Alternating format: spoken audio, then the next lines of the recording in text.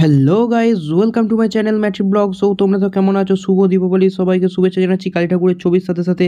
এবং আমাদের বাড়িতে লক্ষ্মী পুজো ছিল, তাই আলপনাগুলো সবটাই আমি দিয়েছি। তো কেমন হয়েছে, তাড়াতাড়ি করে আলপনা দিয়েছি এবং ঘাটের নাচে দুটো জায়গায় হাতি চালাতে হয়, সেই কারণে এমনকি ছাদেও গোটাটাই সাজিয়েছি আমি। এবং লক্ষ্মী পুজোর পর মা বললো যে পুরনো যে বাজিগুলো আছে সেগুলো ফাটা। তো পুরনো বাজির মধ্যে ফুলঝুরঝুরি, রং মশাল এবং তুবড়ি যা যা ছিল সমস্ত কিছু, সেগুলোকে পোড়ানোর পর তারপর দেখতে পাবে কোথায় যাচ্ছি। অবশ্যই শেষ পর্যন্ত থাকো এবং যারা যারা এখনও পর্যন্ত চ্যানেলের সাথে যুক্ত হওনি, আমার চ্যানেলের সাথে যুক্ত হও এবং আমার পাশে থেকো এইভাবেই। তো এইভাবেই চলো দেখা যাক আমি কোথায় যাচ্ছি। তো ঠাকুরের প্রসাদ খেয়ে নেওয়ার পর বেরিয়ে পড়লাম আমাদের সিদ্ধেশ্বরী মায়ের কাছে পুজো দেওয়ার জন্য। কিন্তু ছবি তুলতে গিয়ে দেখি সামনে সবাই দাঁড়িয়ে পড়ছে ছবি তোলার জন্য। তো সেই কারণেই যেটুকু পারি ছবি তুলে আমরা বেরিয়ে পড়লাম।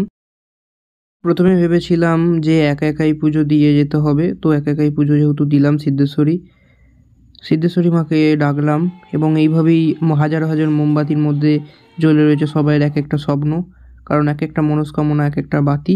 বাম্বেশ্বরী ও কেশবপুর তো আমি প্রত্যেক বছর যাই, সেই কারণে একবারে রেডি হয়েই বেরিয়েছিলাম। তো তারপরে দেখলাম ঠান্ডা পড়েছে, যেহেতু যেতে দেরি হচ্ছে, তো মা আর আমি দুজনে মিলে বেরিয়ে পড়লাম। এবারে মাকে নিয়ে যাবো ভেবেছিলাম, কারণ কোনো বছর মা কোথাও বেরোয় না, মাকে নিয়ে যাওয়া হয় না। তো এবছর পুজো দেওয়া হয়ে গেলে প্রসাদ পাওয়ার কুপনটাও সংগ্রহ করুন আর আপনার প্রণামী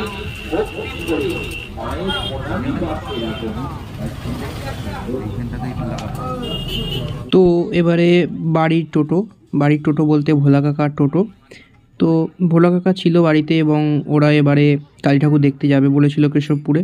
সেই কারণেই আমি আর মা দুজনে বললাম, যেহেতু আমি তো কোনো সঙ্গী সাথী এবারে পাইনি, কোনো কাউকেই পাইনি যে যাব বলে, নাহলে প্রতি বছর সাইকেল নিয়ে আমি চলে যাই। তো অনেকটাই দূর আমাদের এখান থেকে, 5 কিলোমিটার তো হবেই। তো সেই কারণে যেহেতু পেয়ে গেলাম বাড়ি থেকে সবাই যাবে, তো সেই জন্য আমরা বেরিয়ে পড়লাম ভোলা কাকার সাথে।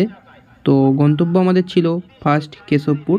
যদি ভিড় হয় তো আমরা আর যাব না কোথাও, যদি ভিড় না হয় তাহলে আমরা বাম্বেশ্বরী হয়ে আসব। কিন্তু আমার মন কীরকম চায় আমি কেশবপুর গেলে বাম্বেশ্বরী হয়েই আসি, বাম্বেশ্বরী মায়ের কাছ থেকে ঘুরে আসি। তো এবারেও তাই মন চেয়েছে, তো যাব না। তো সেই কারণে পৌঁছে গেলাম কেশবপুরে লাইটের বাহার সত্যি খুবই সুন্দর লাগছিল, লাইটে সেজে উঠেছিল কেশবপুর। এবং একটা ঘাটে দেখছি যে বোটিং চলছে। বোটিং খুব ভালো লাগে আমার, কিন্তু ভয়ও করে। তো চলো মন্দির পরিক্রমা করা যাক এবং আসার পথে মেলাটাই দেখিয়ে দেবো তোমাদের। দর্শন করুন, প্রতিমা দর্শন করতে সহায়তা করুন। শান্তি শৃঙ্খলা বজায় রেখে ধীরে সুস্থে আসুন, অযথা ভিড় না করে ধীরে ধীরে এগিয়ে আসুন।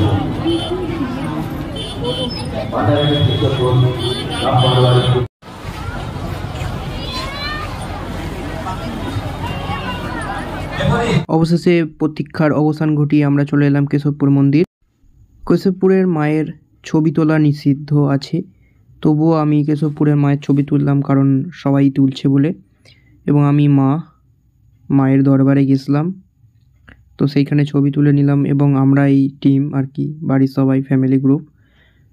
তো সেখান থেকে সোজা আমরা বেরিয়ে পড়বো বাম্বেশ্বরীর উদ্দেশ্যে।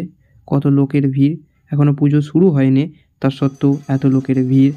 এবং সেখান থেকে তিলক নিয়ে নিলাম এবং দিদির সাথে হঠাৎ করে দেখা হয়ে গেল এবং দিদি তিলক পাইনি, তাই জন্য দিদিকেও নিয়ে গেলাম মায়ের তিলক পরানোর জন্য। এবং সেখান থেকে চলো আমরা বেরিয়ে যাব বাম্বেশ্বরী মায়ের উদ্দেশ্যে। দিদি ও জামাইবাবুকে ছেড়ে দিলাম, কারণ ওরা বাড়ির উদ্দেশ্যে রওনা দেবে। এবং সেখান থেকে আমরা চলে গেলাম বাম্বেশ্বরী। কিন্তু বাম্বেশ্বরী যাওয়ার আগেই কেশবপুর কালী মন্দিরের অপোজিটে পড়ে বাবার মন্দির। তো বাবার মন্দির থেকে হয়ে আমরা হাঁটতে শুরু করলাম, কারণ টোটো এই সামনে রাখার নির্দেশ ছিল না। একদম লাস্ট গেট,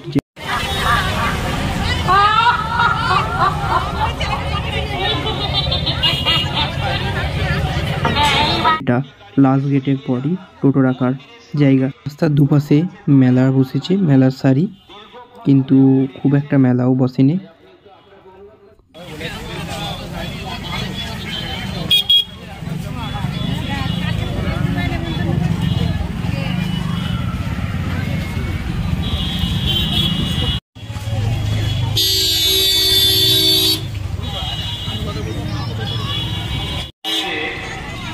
আপনাদের উদ্দেশ্যে বলছি,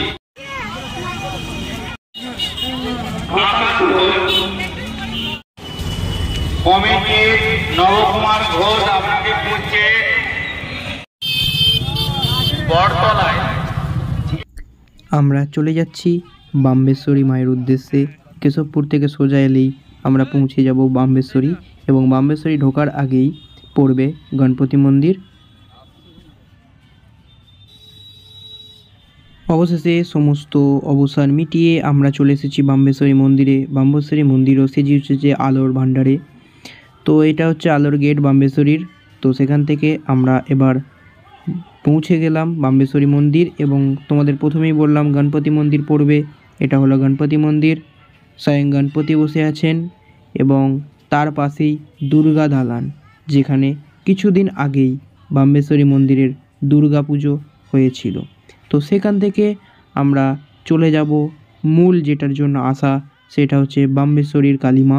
তো আমরা বাম্বেশ্বরীর কালী মায়ের কাছে এবার যাব। এই উপরে রয়েছে মায়ের গর্ভগৃহ। তো সেখানে আমরা জাস্ট সিঁড়ি দিয়ে উঠে যাব। তো সিঁড়ি দিয়ে উঠে গিয়েই ঘন্টা বাজানোর পালা। তো সবাই ঘন্টা বাজাচ্ছে, তো আমিও ভাবলাম ঘন্টা বাজাই। তো ঘন্টা বাজিয়েই, ওটাই উচিত, ঘন্টা বাজানো, ঘন্টা বাজিয়ে মন্দিরে প্রবেশ করা। তো ঘন্টা বাজিয়ে মন্দিরে প্রবেশ করলাম মায়ের কাছে, মায়ের দরবারে। তো আমি আস্তে আস্তে ক্যামেরা নিয়ে এগিয়ে গেলাম মায়ের দর্শন করব এবং তোমাদেরও মায়ের দর্শন করাবো বলে। এক পাশে রয়েছে স্বয়ং রামকৃষ্ণদেব এবং অন্য পাশে রয়েছে ওনার স্ত্রী মা সারদা দেবী, এবং মধ্যিখানে রয়েছেন বাম্বেশ্বরী মা। এবং বাম্বেশ্বরী মাকে দেখতে পাচ্ছ তোমরা, এটাই হচ্ছে গর্ভগৃহ মায়ের। এবং এখানে যত মায়ের ভক্ত রয়েছে সবাই ক্যান্ডেল বা মোমবাতি জ্বালানোর জন্য এই জায়গাটি করা রয়েছে। এবং বাম্বেশ্বরী মায়ের দিকে আমি মুগ্ধ হয়ে চেয়ে রয়েছিলাম, এবং সবাই বেরোনোর সময়ও ঘন্টা বাজাচ্ছিল। জায়গাটা যে খুব শর্ট তা নয়, জায়গাটা বড়ই, কিন্তু ছবি তোলার জন্য জায়গাটা শর্ট, কারণ পুরোপুরিভাবে মন্দিরের ছবিটা আসবে না। তো সেখান থেকে বাবা ভোলা মহেশ্বরের নন্দীকে টপকে আমরা চলে গেলাম কোথায় না, গুরুদেবের মন্দির। তো গুরুদেব বলতে এখানের একজন বিখ্যাত পূজারী, যার হাতে নাকি একসময় শাঁখ ঘুরতো আরতির সময়।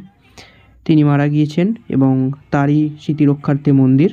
এবং সেখান থেকে আমরা এগিয়ে এলাম কৃষ্ণ, নারায়ণ বা গোপাল বা জগন্নাথ, বলরাম, সুভদ্রা, যাই বলো, যেই অবতারই অবতীর্ণ করেন তিনি, তার মন্দির। এবং সেখানে প্রদক্ষিণ করলাম কৃষ্ণ মন্দির, কৃষ্ণের প্রেম মন্দির, কৃষ্ণ মন্দির, যা খুশি বলো সেটা।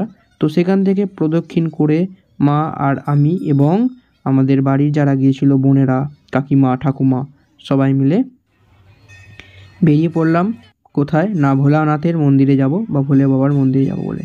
যেহেতু একটা স্কোয়ারের মধ্যেই সমস্ত মন্দিরগুলো দেখতে পাবেন, তো অবশ্যই আসবেন, সবাই আসবেন। যারা আমার সাবস্ক্রাইবার আছেন তারা সবাই দেখে যাবেন, কারণ খুবই সুন্দর জায়গাটা। সেখান থেকে আমরা চলে গেলাম ভোলেনাথের মন্দির।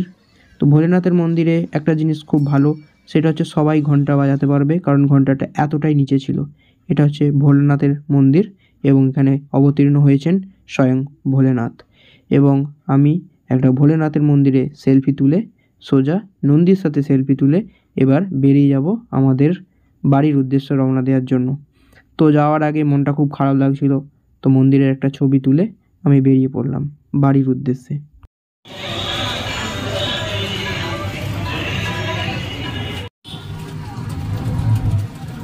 তখন ভালো করে দেখাতে পারিনি, তো রাস্তায় আস্তে আস্তে ভাবলাম পুরোপুরিভাবে গেট থেকে কেশবপুরের মন্দির পর্যন্ত পুরোপুরি এক্সপোজ করব তোমাদের সামনে। সেই জন্য আমি ক্যামেরা অন করলাম। তোমরা এবার চুপ করে বসে দেখতে থাকো শেষ পর্যন্ত।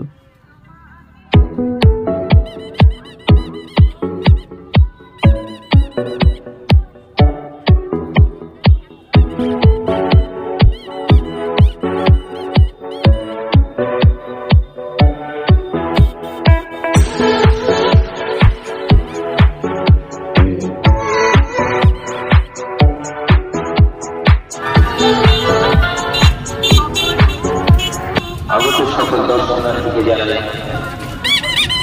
কালী পূজা ও দীপাবলি সকলের উষ্ণ অভিনন্দন। যে সকল দর্শনার্থী সাইকেল, মোটর সাইকেল নিয়ে খোলাতানন্দে মায়ের মন্দিরে সকলকে স্বাগত জানাই। দর্শন এবং সম্মান গড়ে উঠেছে আজকের এই কেশবপুর মায়ের মন্দির প্রাঙ্গণ। যে সকল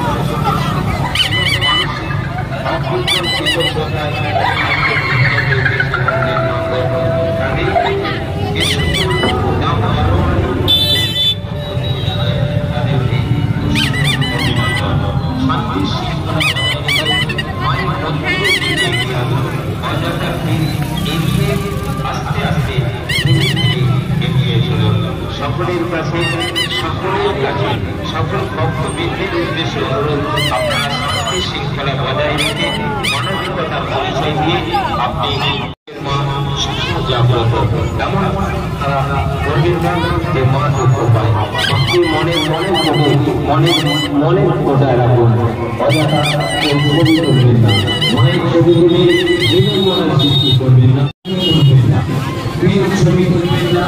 আপনি মাকে অন্তর থেকে মায়ের মন্দিরে বসে মাকে আপনার প্রার্থনা জানান। সকলের কাছে অনুরোধ, আপনারা মায়ের মন্দিরে কেউ ছবি তুলবেন না। এবং আরো জানানো হচ্ছে যে বলিদানের যে স্থানটি আছে, সেখানে আপনারা ধূপ বা বাতি জ্বালাবেন না। নির্দিষ্ট স্থানে ধূপ বা বাতি জ্বালান। সকলের কাছে আমরা সহযোগিতা কামনা করছি। দেখুন, আপনি মানুষ, আপনার মানের জন্য আমরা পরিচয় আমরা আশা রাখছি। দায়িত্বকবি চণ্ডীদাস বলেছেন, সকলে তাই আপনার কাছে আমরা সেই মানবিকতার পরিচয় আশা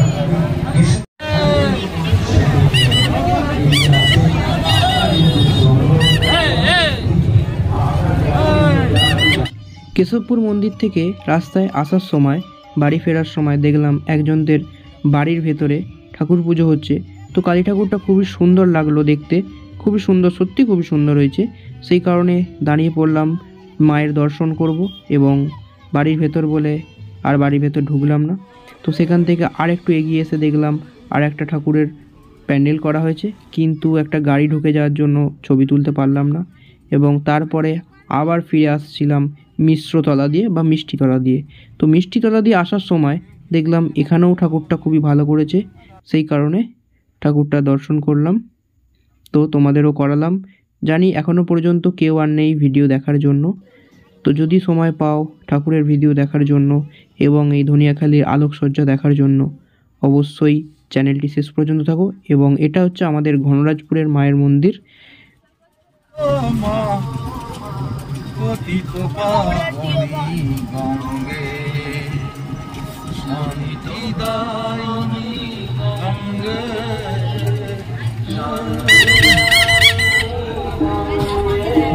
পরের টিপ কেশবপুর পরের টিপ।